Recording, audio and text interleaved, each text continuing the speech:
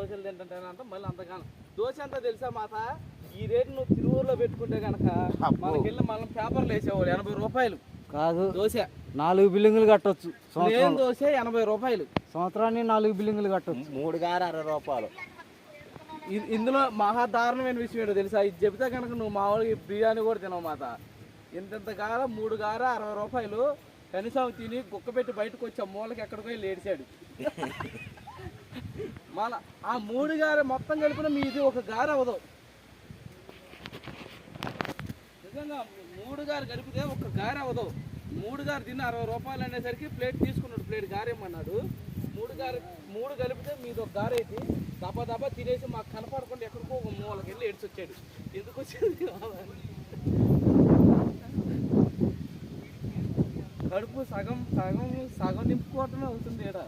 పూర్తిగా నింపాలంటే కనుక నేను ఇంటికాడితే 10,000 పంపించాలి మాకు చేసామే 10,000 కూడా చాలు. అవతల కృష్ణుడు గుడి ఉంది